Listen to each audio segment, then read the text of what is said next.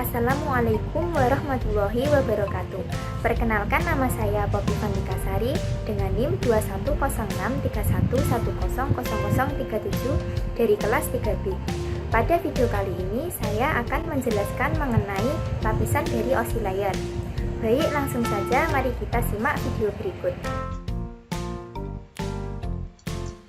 Apa itu OSI layer? Open System Interconnection atau biasa disingkat OSI adalah sebuah model referensi dalam bentuk kerangka konseptual yang mendefinisikan standar koneksi untuk sebuah komputer. Tujuan dibuatnya model referensi OSI ini adalah agar menjadi rujukan untuk para vendor dan developer sehingga produk atau software yang mereka buat dapat bersifat interporage, yang berarti dapat bekerja sama dengan sistem atau produk lain tanpa harus melakukan upaya khusus dari si pengguna. Pada prosesnya, model OSI dibagi menjadi 7 layer, yang mana tiap layer tersebut memiliki peran yang saling terkait antar layer di atas dengan layer di bawahnya. 7 lapisan OSI. Yang pertama ada physical layer, yang kedua data link layer, yang ketiga network layer, yang keempat transport layer, yang kelima session layer, yang keenam presentation layer, dan yang ketujuh ada aplikasi layer. Physical layer. Physical layer merupakan layer pertama atau yang terendah dari model OSI. Layer ini bertanggung jawab untuk mentransmisikan bit data digital dari physical layer perangkat pengirim atau sumber menuju ke physical layer perangkat penerima atau tujuan yang melalui komunikasi jaringan. Pada physical layer, data ditransmisikan menggunakan jenis sinyal yang didukung oleh media fisik, seperti tegangan listrik, kabel, frekuensi radio, atau infrared maupun cahaya biasa. Selanjutnya ada data link layer. Data link layer bertanggung jawab untuk memeriksa kesalahan yang mungkin terjadi pada saat proses transmisi data dan juga membungkus bit ke dalam bentuk data frame. Data link layer juga mengelola skema pengamatan fisik seperti alamat MAC pada suatu jaringan. Selanjutnya, network layer. Network layer bertanggung jawab untuk menetapkan jalur yang akan digunakan untuk melakukan transfer data antar perangkat di dalam suatu jaringan. Router jaringan berprosesi pada layer ini, yang mana juga menjadi fungsi utama pada layer network dalam hal melakukan routing. Transport layer. Transport layer bertanggung jawab untuk mengirimkan pesan antara 2 atau lebih host di dalam jaringan. Transport layer juga menangani pemecahan dan penggabungan pesan dan juga mengontrol kehandalan jalur koneksi yang diberikan. Protokol TCP merupakan contoh yang paling sering digunakan pada transport layer. Selanjutnya, session layer. Session layer bertanggung jawab untuk mengendalikan sesi koneksi dialog seperti menetapkan, mengelola, dan memutuskan koneksi antar komputer. Untuk dapat membentuk sebuah sesi komunikasi, session layer menggunakan sirkuit virtual yang dibuat oleh transport layer. Presentation layer. Presentation layer bertanggung jawab untuk mendefinisikan sinteks yang digunakan host jaringan untuk berkomunikasi.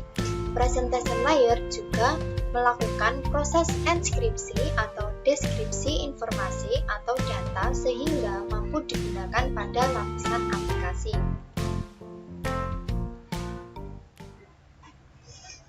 Selanjutnya, application layer. Application layer merupakan lapisan paling atas dari model OSI dan bertanggung jawab untuk menyediakan sebuah inference antara protokol jaringan dengan aplikasi yang ada pada komputer. Application layer menyediakan layanan yang dibutuhkan oleh aplikasi seperti menyediakan sebuah inference untuk Simple Mind, Transfer Protocol atau SMTP, Telnet and File Transfer Protocol atau FTP. Pada bagian sinilah di mana aplikasi saling terkait dengan jaringan. Cara kerja OSI layer. Proses berjalannya data dari suatu host ke host lain pada sebuah jaringan terlibat cukup panjang. Semua data tersebut harus melalui setiap layer dari OSI untuk dapat sampai ke host tujuan. Contoh, misalnya ketika Anda akan mengirimkan sebuah email ke komputer lain pada sebuah jaringan komputer, proses yang terjadi pertama adalah application layer, yaitu menyediakan program aplikasi email yang akan digunakan untuk mengirim data ke komputer lain melalui jaringan. Proses presentation layer email tersebut kemudian dikonversi menjadi sebuah format jaringan. Kemudian pada season layer akan dibentuk sebuah sesi perjalanan data tersebut dari melalui dibentuk hingga selesainya proses pengiriman. Pada transport layer, data tersebut dipecah menjadi bagian-bagian kecil, lalu kemudian akan dikumpulkan kembali pada transport layer si penerima. Pada network layer akan dibuat sebuah alamat dan ditentukan jalan yang akan dilalui oleh data tersebut untuk dapat sampai ke tujuan. Pada data link layer, data tersebut dibentuk menjadi sebuah frame dan alamat fisik dari perangkat pengirim dan penerima akan ditetapkan. Kemudian, pada layar terakhir, Classical mengirimkan data tersebut melalui sebuah medium jaringan menuju ke lapisan transport si penerima. Lalu, kemudian alur yang sama terjadi pada komputer tujuan, namun dimulai dari layar paling bawah Classical layer hingga ke layar paling atas aplikasi layer. Berikut merupakan animasi cara kerja dari OSI layer.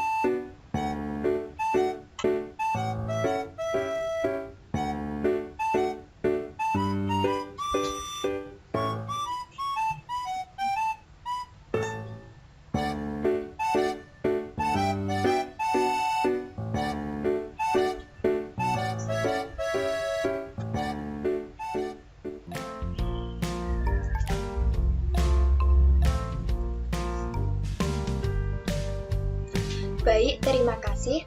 Sekian penjelasan dari saya. Kurang lebihnya saya mohon maaf. Wassalamualaikum warahmatullahi wabarakatuh.